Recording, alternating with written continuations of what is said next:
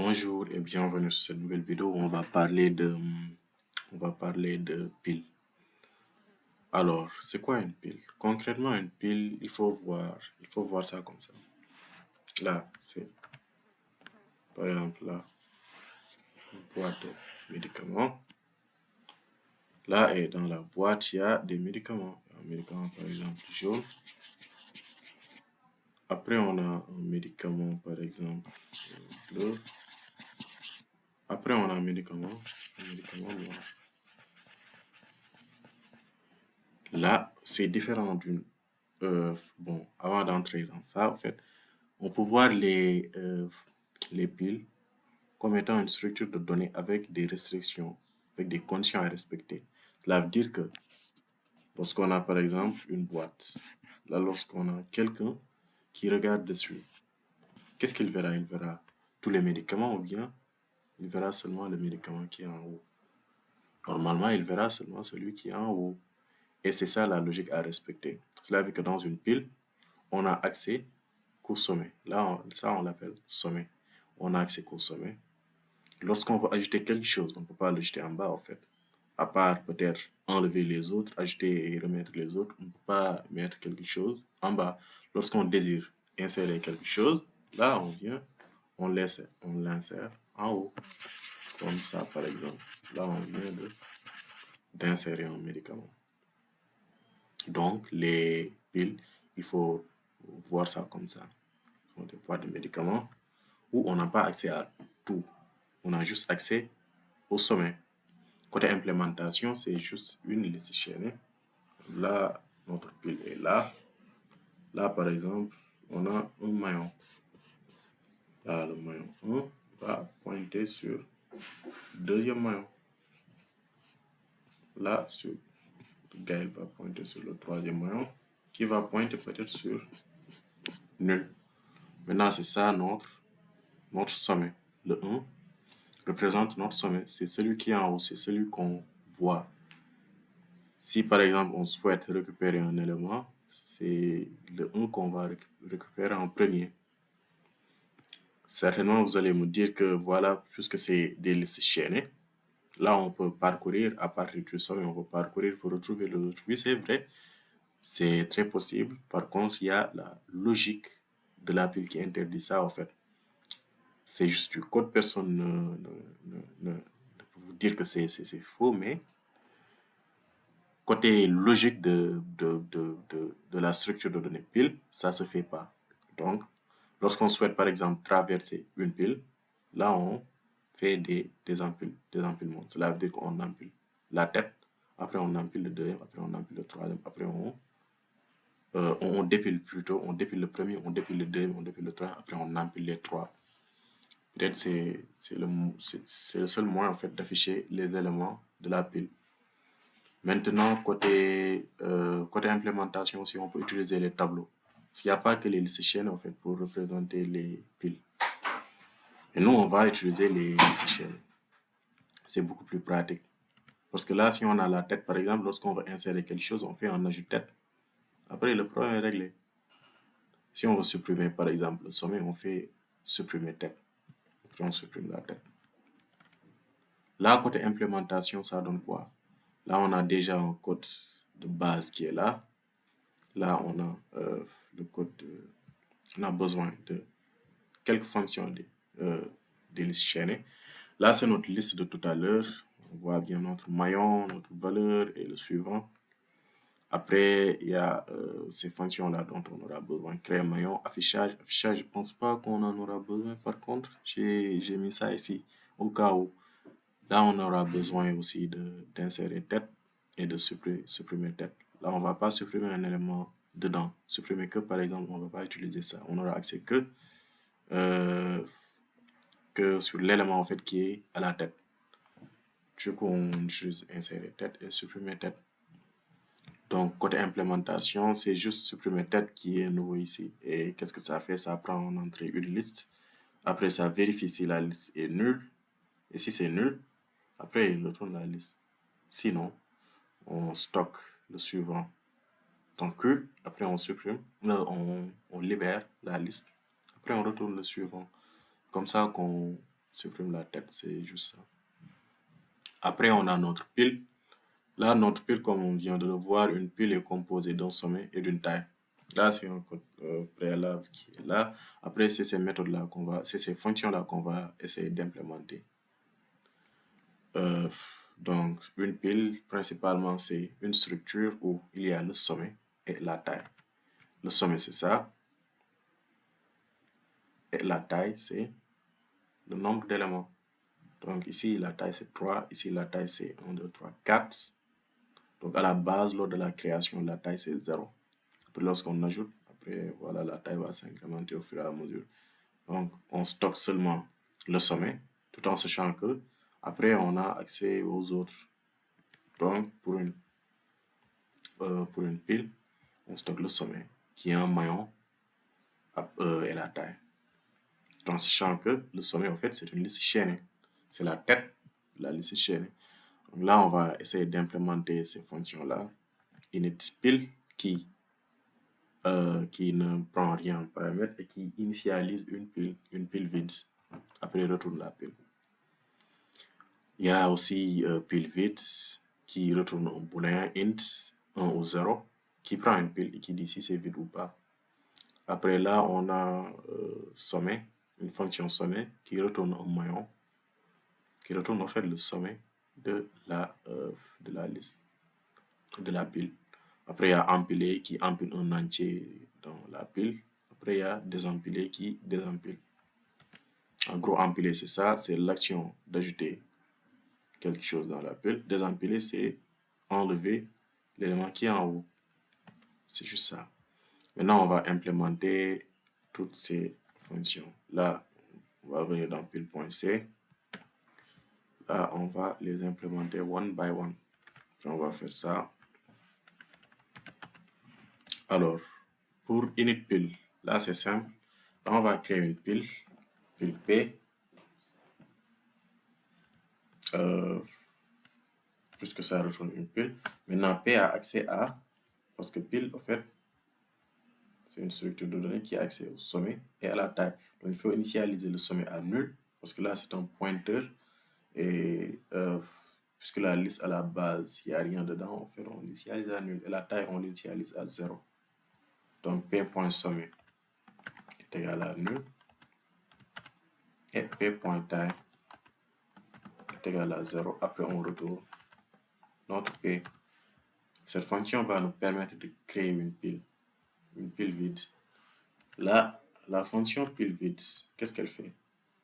Elle vérifie si une pile est vide. Si elle est vide, elle retourne vrai, sinon elle retourne faux. Donc là, on fait un return de P.taille égale à 0. Là, on retourne une condition. La condition renvoie vrai si la condition est vraie. En fait, la condition, c'est quoi? La taille est égale à 0. Si c'est vrai, on retourne vrai. Si c'est faux, on retourne faux. Après, là, il y a le sommet. P. Ces fonctions-là, en fait, c'est pas trop difficile. Je peux dire que ce qui est difficile sur les piles, en fait, c'est la compréhension des listes chaînées. Sinon, tout ça, là, c'est du code vite fait, en fait. Là, on retourne le sommet. P.sommet. Là, pour empiler, là, on prend une pile et un entier. Et qu'est-ce qu'on fait? Pour empiler, là, on a le sommet qui est ici, par exemple, 1. Et si on voulait empiler 0, par exemple, là, on a notre maillon 0. Après, on fait un et ajoute tête de ça. En fait, cette liste, comment elle s'appelle? Elle s'appelle P.sommet. Cette liste, c'est P.sommet. Donc, P.sommet reçoit ajouté de P.sommet. En fait, c'est juste ça. Donc, on va faire P.sommet reçoit insérer tête qui est définie dans la liste chaîne.h qui est ici. Et on a accès à la liste chaîne parce qu'on a inclus la liste chaîne dans pile.h. Donc, on n'a pas besoin de l'inclure ici parce que ce gars-là, en fait, a déjà inclus l'autre. On fait là, P.sommet. Après, l'entier ajouté, c'est val. Là, on vient d'insérer notre élément. Après, on incrémente la taille. Maintenant, c'était le premier élément. La taille, ce n'est plus 0, mais c'est 1. Après, on fait un return du P. Voilà, c'est comme ça qu'on empile un élément. Après, comment désempiler maintenant? Là, pour désempiler, en fait, si la pile est vide, on ne pourra pas désempiler. Là, on va vérifier d'abord si la pile est vide. If pile vide de P, qu'est-ce qu'on va faire? On va faire un return de P. Là, on ne va rien faire parce que la pile est vide. Sinon, maintenant, qu'est-ce qu'on va faire? Cela veut dire que la pile n'est pas vide. Il y a au moins un maillon dans la pile. On va faire supprimer tête de P, point sommet. Alors, qu'est-ce qu'on va faire? P, point sommet est égal à supprimer tête de P, point sommet. Là, on remarque bien que désempiler ne prend pas en entier, en fait, il prend juste la pile, ce qui est très normal parce que pour désempiler, on enlève juste le premier maillon, en fait. Là, il n'y a pas d'entier à spécifier. Là, P.sommet reçoit sur tête de P.sommet. Après, là, on peut aussi ne pas s'attarder sur le cas où, en fait, il n'y a plus d'éléments dans la pile. Donc, s'il n'y a plus d'éléments, normalement, on devait faire P.sommet reçoit nul, mais il y a ce gars-là qui jette ça sur tête.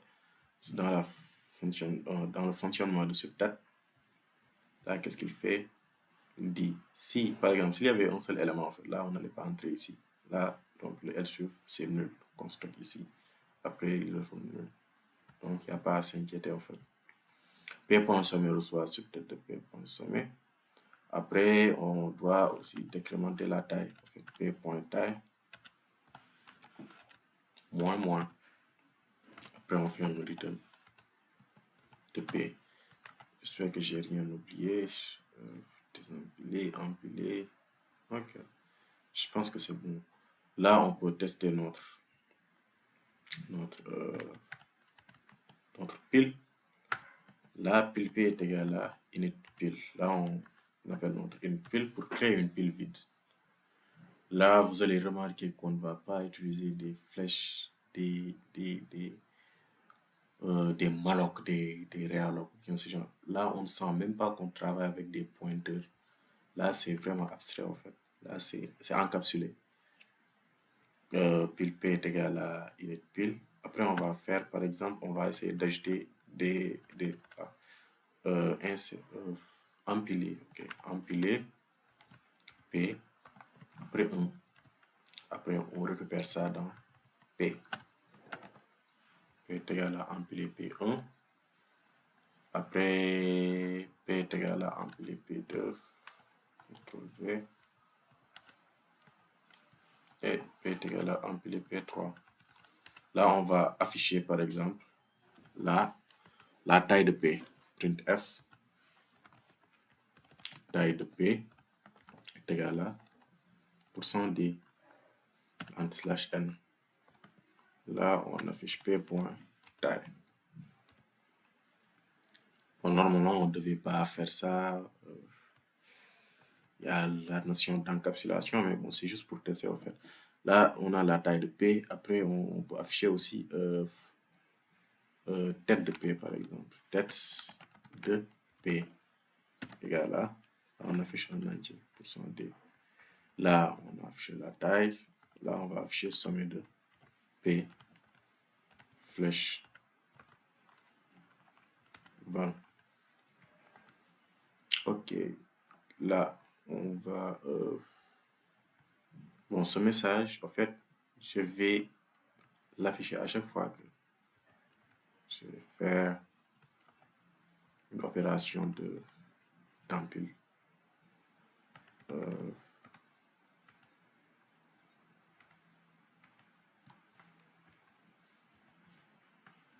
C'est mon O, main. Ok. Là, à la base, on avait empilé 1 et la tête c'est 1. Après, on empile 2. Maintenant, la tête c'est 2. On empile 3 et la tête c'est 3. Là, on voit que ça marche. Après, on peut essayer aussi de désempiler quelque chose. Désempiler P. Par exemple, P reçoit désempiler P. Après, on affiche ces informations-là. Avant ça, on peut... Disons que le quatrième printf, en fait, c'est après devoir désempiler. Là, on voit que maintenant, la taille, c'est 2. Et la tête, maintenant, c'est 2 parce qu'on a désempilé le 3. Là, on répète ça.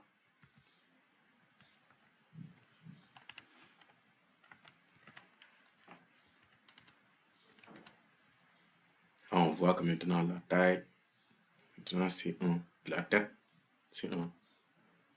Là, on répète ça.